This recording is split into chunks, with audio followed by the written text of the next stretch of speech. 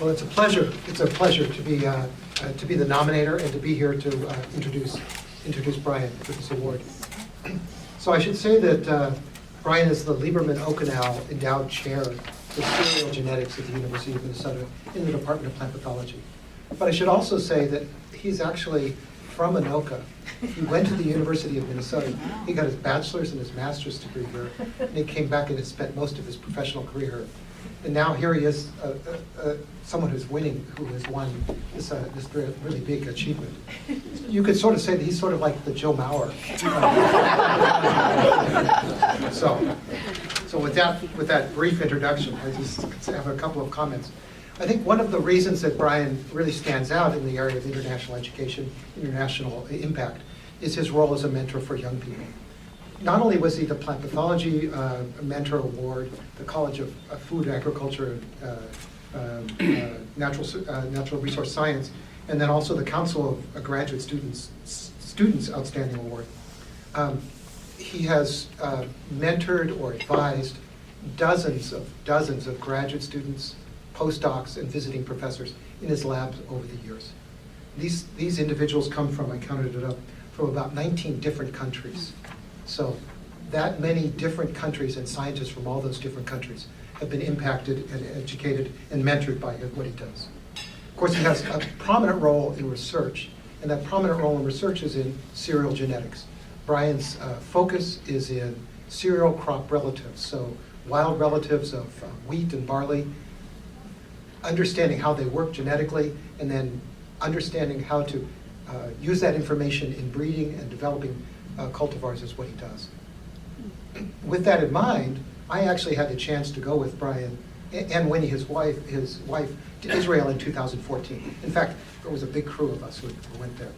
And we drove all over Israel in a minibus, and the goal was to look for ancestors of wheat and barley.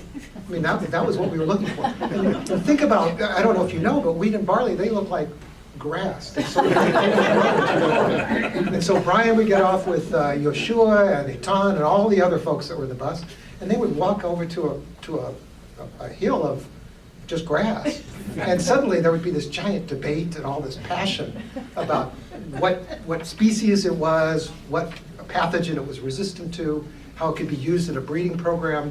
Just, it was fascinating. And what made perfect sense was that after that experience, after sort of mentoring me and our department head, Jim Bradeen, and others, Brian actually took a group of undergraduates on a learning abroad experience to do pretty much the same thing. Get in a minibus, drive around Israel, go to the Golan Heights, go to the coast of the Mediterranean, to search out these cereal crop relatives, and then to try and understand how they can be useful in agriculture.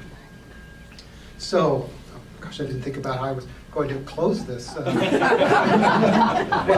you know, the trip to Israel is certainly one of the highlights of my life. We spent a lot of time, we had lunch in all these wonderful places, sitting by the bus, sitting by these cereal crop relatives. We had dinner by the Mediterranean. I think Brian remembers that. Yes. We had dinner overlooking the old city of Jerusalem. I remember that. And King David Hotel. The King David Hotel. Brian is impactful in international affairs in so many different ways. I've run out of, there's so many other things I wanted to say. I should say one thing. One of the things that Brian has done that actually probably wasn't captured as well as we could have with the nomination is his impact in protecting modern day agriculture, present day agriculture, against emerging disease problems. And there's something called UG99, which is a rust, which is a major problem around the world, and if and when it comes to the United States, that will be so impactful. And Brian's work with the cereal crop relatives, supported by the Lieberman Okenau chair, is really where the resistance to that disease is going to come from. So not only just students, collaborations, but an impact like that. So it really is my pleasure to be the nominator for Brian Steffenson. Thank you.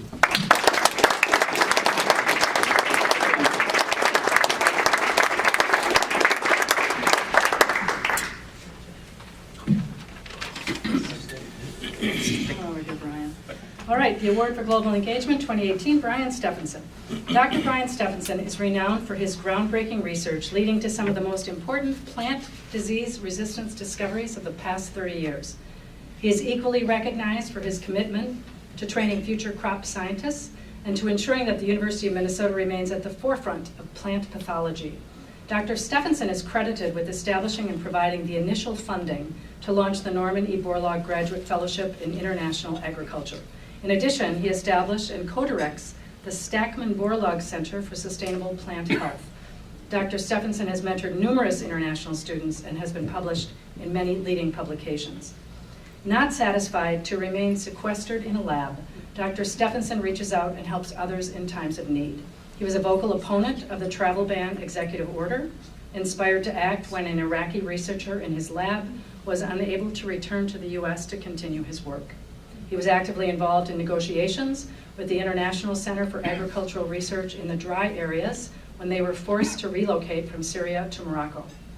With a body of work spanning the globe, Dr. Steffenson remains collaborative and respectful of cultural differences in his approaches to improving agriculture worldwide. As a world leader in plant pathology and genetics, he inspires his colleagues and students to join him in engaging globally. Presented this 14th day of November.